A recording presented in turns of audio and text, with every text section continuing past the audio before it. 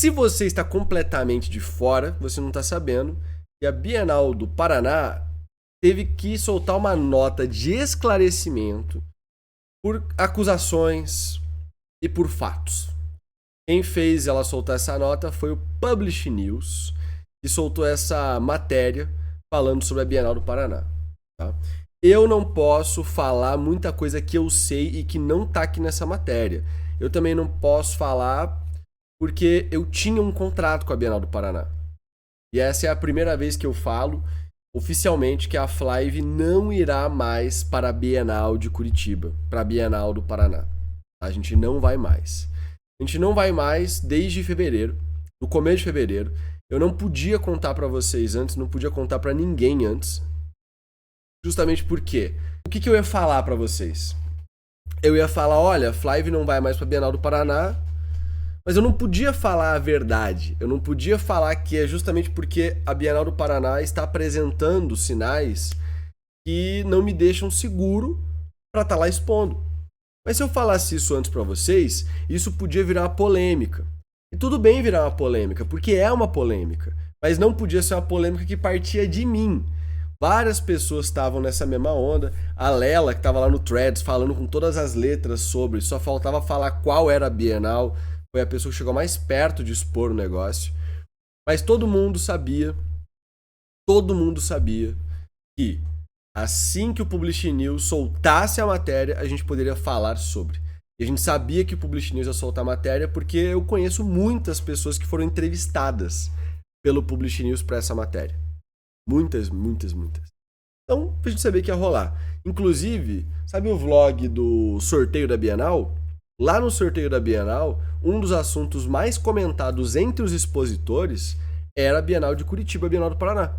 Que não ia acontecer, e lá. Era o que se falava lá. Era o que se falava lá nos bastidores do meio editorial. Entendeu? Então, era um negócio que, assim, quem estava investindo dinheiro já sabia. Só quem não sabia eram vocês. E aí, por vocês não saber, tipo, a gente não podia se expor assim, que senão podia dar problema pra gente, editoras. Agora, o Publish News, ele tem um poder. Eu já fui jornalista. Então, eu passei por cadeiras de faculdade que falavam sobre isso. O Publish News, ele tem o poder do jornalismo. Eles não podem ser processados por uma empresa por uma matéria que eles fazem com dados e checando fatos. Então, eles têm a liberdade de falar sobre isso sem ser uma polêmica, sendo uma matéria jornalística. Se a empresa processa eles por causa dessa matéria aqui, que está toda baseada em fatos, eles vão tentar censurar o jornal, o Publish News. E isso é uma parada que é vetado pela Constituição. Então, por isso que a gente precisava que o Publish News falasse sobre para a gente poder falar. Vamos finalmente aí os motivos, né? que fizeram o Publish News falar sobre e o que eu sei. Além de falar sobre essa matéria aqui, eu também vou colocar essa reclamação. Eu reclame aqui no balaio, tá? Então, a Bienal de Curitiba, ela teve o projeto dela arquivado. O que é um projeto, tá? É o projeto de Lei Rouanet. Eu fui produtor cultural, eu posso explicar para vocês que esse projeto existir inicialmente não é nada impressionante. Fazer um projeto ser aprovado na Lei Rouanet é quase tão fácil quanto você criar um site na Wix. Pra ser bem sincero, eu acho que a dificuldade é tal qual, sabe? Não é uma coisa muito complicada, assim. Se tecnicamente seu projeto estiver fazendo sentido, eles vão aprovar. O difícil é você captar. O que é captar? Para que esse projeto tenha verba pública, você não recebe na sua conta o dinheiro para você fazer o seu projeto. Existem alguns editais que são assim. A Rouanet não é assim. Você tem que ir em empresas relativamente grandes ou muito grandes para poder pedir para elas dinheiro de patrocínio. Aí vocês já devem estar se perguntando, pô, Lucas, mas então por que eu vou aprovar na Lei Rouanet se eu tenho que pedir patrocínio para a empresa? Não faz o menor sentido. Realmente não faz muito sentido. O que acontece é que essa empresa te patrocina usando... Aqui vai ser um pouco complicado, tá? Mas tentem entender, prestem atenção. Usando 4% do imposto de renda que ela paga por ser uma empresa de lucro real. Lucro real é tipo assim, o MEI de uma empresa grande. Tem o MEI, tem o Simples, tem a Eireli. Eireli, na real, é outra parada, né? Mas tem o Simples, aí tem o lucro real, o lucro presumido. São nomes de tipo de CNPJ. O lucro real, ele é o maior do Brasil, assim. Inclusive, a Flive vai virar lucro real provavelmente ano que vem. Porque para você ser lucro real, não tem que ter muito dinheiro. Se você faturar 3 milhões por ano, já é o suficiente para você migrar para o lucro real. Já faz sentido você migrar para o lucro real. Então, empresas que estão no lucro real pagam imposto de renda sobre o lucro. Então, você pega a empresa, ela tem um lucro X, 10 mil. Aí, desses 10 mil, ela vai pagar 20 e poucos por cento de imposto de renda. Aí, desses 20 e poucos por cento de imposto de renda sobre o lucro, você tira 4%. Ah, 4% de 24%? Não. Os 4% é sobre aquele valor total. Então vamos supor que o imposto de renda dava R$1.000. Você pode usar R$40. É isso, né? R$40 para patrocinar um projeto de Lei Rouanet. É uma miséria. Ou seja, tem que ser uma empresa muito grande para conseguir ter dinheiro suficiente desses 4% sobre imposto de renda sobre lucro para valer a pena patrocinar um evento desse. É muito difícil captar para Lei Rouanet. Você tem que ser o cara dos contatinhos. Sem contato você não consegue.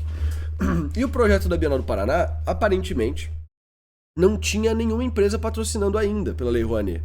Só que o absurdo, isso é absurdo, é que o projeto foi arquivado não por causa disso, mas porque uma pessoa foi colocada lá com o cargo de produtora, que é a responsável pelo projeto. E essa pessoa não sabia que ela estava nesse projeto como produtora. Ela diz aqui na matéria do Publish News que os dados dela, o currículo dela, foram usados sem a permissão dela. Ela trabalhava no projeto, trabalhou no começo, mas aí, segundo ela, não pagaram ela e outras pessoas e ela saiu fora. A empresa, a Cocar Produções, segundo a mina ali no Publish News, né? Foi lá e botou o Lei Rouanet com o nome dela, nos dados dela. Aí quando ela descobriu, foi agora há pouco, né? Ela entrou em contato lá com o MINC, com o Ministério de Cultura, né? Que cuida disso aí. E falou, ó, não sei que projeto é esse. Não tô envolvida. Mete arquivamento nessa porra. Aí arquivou. Então a matéria do Publish News, ela é sobre isso. Mas ela cita mais coisa, tá? Aqui no final tem várias declarações de pessoas anônimas. Vamos ler algumas delas. Eu acho que aqui a gente tem as informações mais delicadas. Alguém falou o seguinte: a atual produção da Bienal do Paraná tem falhado gravemente com expositores, fornecedores e funcionários, acumulando denúncias de falta de pagamento, promessas não cumpridas e cláusulas abusivas. Esse rolê aqui de falta de pagamento é o que mais me preocupa. Por quê? Alguém, um anônimo, falou sobre isso. E aí lá em cima a produtora acusou também a empresa disso. Ou seja, é bem provável que é verdade. Por quê? Porque a gente está falando aqui supostamente em cima do que está sendo falado aqui. E é isso que me preocupa mais. Eles não estarem pagando as pessoas que trabalham no projeto. E aí tem uma rotatividade. Porque de fato, isso não é um problema falar, mas é por isso que me chama a atenção.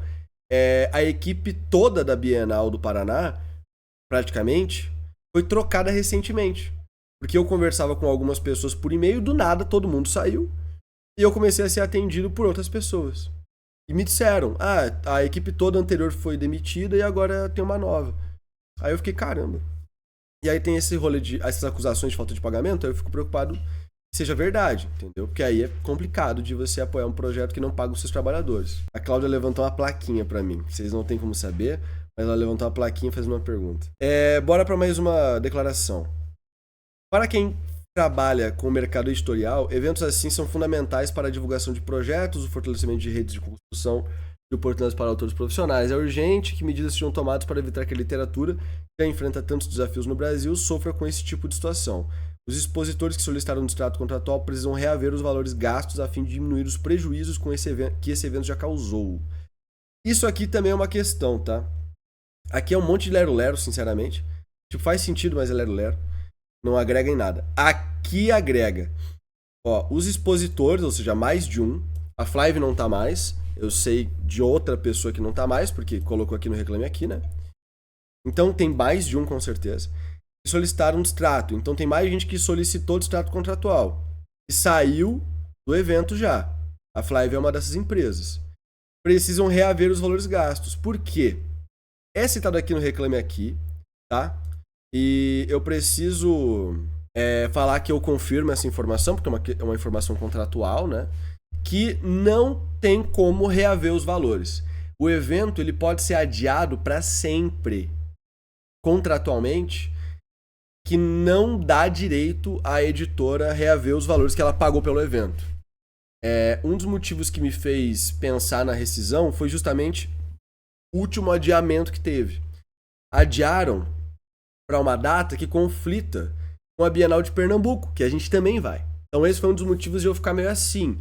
Aí quando vieram as primeiras polêmicas e esse Reclame Aqui, falei, mano, vamos sair fora. Mas eu sabia que todo o dinheiro que eu tinha pago, eu tinha perdido, entendeu? A menos que eu processe, provavelmente eu ganharia, mas aquele dinheiro que eu paguei foi perdido. Raíssa, no meu contrato não tinha previsão de multa contratual, que eu achei estranhérrimo. Eu podia desistir a qualquer momento que eu não tinha multa nenhuma para pagar. Aqui no Reclame Aqui, a pessoa cita que ela foi cobrada uma multa de 20%. Eu não sei o que aconteceu, mas no meu contrato não tinha essa cláusula. No entanto, em reunião com outros convidados, ambos com experiência em curadoria, ficou evidente que a proposta não correspondia ao papel correto da função, uma vez que curadores não são responsáveis por oferecer espaço para editoras. Ou seja, aparentemente, uma pessoa que foi contratada para ser curadora estava com desvio de função, né? Ela estava sendo também vendedora de espaço lá na Bienal. Além disso, percebi que não havia um planejamento concreto para o evento, nem o conhecimento necessário para a construção da estrutura que uma Bienal pede. Isso aqui me preocupou muito também, porque bienais são eventos muito complexos. Muito complexos. Eles exigem uma equipe de centenas de pessoas. Se bobear, até chega nas 1000, viu? Uma pessoa que estava lá dentro, depois da gente ter essas acusações de falta de pagamento, né? Ela falar que o evento não tem um planejamento concreto e o conhecimento para desenvolver um planejamento concreto para a construção desse evento, fui convidada para compor a curadoria com a promessa de pagamento após sua realização. Ou seja, só ia receber dinheiro depois do trabalho ser feito. Ou seja, sei lá, a Bienal tem que acabar, talvez. É o que bota meio que a cereja no bolo, entendeu? É o que bota meio que a cereja no bolo. Dá uma sensação de que não está sendo feito por pessoas que sabem o que estão fazendo. Como eu comentei, eu queria poder trazer para vocês algumas informações que iam deixar ainda mais escancarado a questão. Mas eu não posso porque o Publish News não citou essas coisas. Eles poderiam ter citado, porque eles tinham fonte o suficiente. Mas eu entendo a preocupação, porque por mais que tenha uma liberdade maior jornalística, eles ainda podem tomar um processo. Eles só vão ganhar, mas eles têm que gastar com advogado. E gastar com advogado é um saco. O Pedro perguntou, e os responsáveis estão livres de acusações? Na verdade, tem uma pessoa só que é responsável por essa situação, que foi citada aqui no Publish News, tá? Que é a Liz Alves, dona única da Cocar Produções Editoriais. Ela é a única responsável pelo projeto, é a única pessoa, até onde eu sei, que não mudou até agora. Ela é a única pessoa que não saiu da empresa, né, que eu conheço, assim, que eu cheguei a conhecer. E o Publish News apontou ela como a dona e tal. Por enquanto, a gente não sabe se o evento não vai acontecer. A Bienal do Paraná afirma que vai acontecer. Eu espero que aconteça. Espero que aconteça e aconteça bem, aconteça legal. Mas não tem muito alguém para acusar agora. A questão está inseguro. Entendeu? O Publish News ele tá noticiando em resumo assim, ó, mercado editorial. Esse evento aqui está apresentando problemas, atenção na hora de fazer negócios. Porque meio que esse é o papel do Publish News, ajudar a gente que está no meio editorial a saber o que está acontecendo. Eles tiveram uma nota de esclarecimento, que eu não vou ler na íntegra, porque sinceramente, com todo respeito, mas parece que eles foram no chat GPT e digitaram assim, nota de esclarecimento para dizer que o projeto foi arquivado, mas a gente já colocou outro. Só que gere bastante lero-lero. E gerou essa nota aqui, mano. É uma nota que não fala nada, além de que foi arquivado e a gente colocou um projeto novo. Dá tempo de aprovar o projeto e captar recurso para a Bienal do Paraná acontecer em outubro? Dá. Legalmente dá. Só que eles precisariam já ter os patrocinadores engatilhados. Porque leva tempo e gasta bastante dinheiro captação de recursos. Bastante mesmo. Então, dá tempo? Dá. Só que eles vão ter que fazer uma coisa louca. E aqui no Reclame Aqui, a pessoa, ela acusa, né, a Cocar Produções Editoriais Limitada de ter cláusula abusiva, de não querer, de querer rescisão e não querer pagar multa de 20% e reembolso dos valores que ela pagou. Ela foi respondida lero, não vou te devolver porra nenhuma. E aí no final, ela falou, não fechem nada com essa empresa. Uma coisa só tem a adicionar aqui. Isso aqui, ó.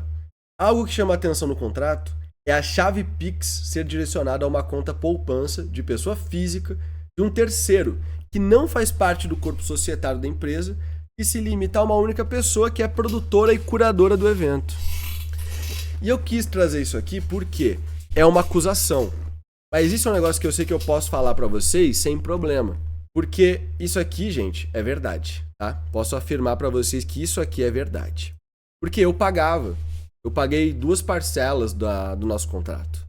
E eu enviava para um e-mail que estava vinculado a uma conta bancária de uma pessoa física. Essa pessoa física não é a Liz Alves, que foi citada aqui. Não é ela. Eu sei quem é. É muito engraçado quem é. Mas eu não posso contar. Mas essa pessoa não está diretamente vinculada ao projeto. E mesmo se tivesse, você pagar uma Bienal para um CPF é completamente errado. Porque esse CPF, ele teria que emitir para você uma RPA ou alguma coisa similar, onde ela ia recolher valores de impostos absurdos. E a Cocar Produções, CNPJ, tem que emitir nota fiscal sobre os valores que a gente paga para ela. E esse valor de nota fiscal que eles têm que emitir foi recebido por um CPF que, em teoria, passou o dinheiro para eles. Então, eles teriam que emitir a nota fiscal para esse CPF. E esse CPF teria que emitir RPAs para nós.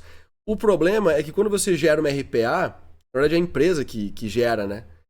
Você paga uma quantidade de impostos absurda. Então, o valor que a gente está pagando para eles, na hora de declarar isso, ainda vai ter uns impostos que a gente vai ter que recolher, coisa de maluco. Coisa de maluco. Ainda bem que não foi tanto dinheiro assim que a gente gastou. Não foi um valor expressivo, mas daria para ter publicado um livro, o valor que a gente já tinha pago para eles. Bom, é isso que eu tinha para contar para vocês sobre a Bienal do Paraná. Deixa o like aí para quem tá vendo o vídeo, quem tá em live também. Se inscreva no canal e comenta o que mais vocês sabem, o que vocês suspeitam, vocês acham que vai ser aprovado ou não.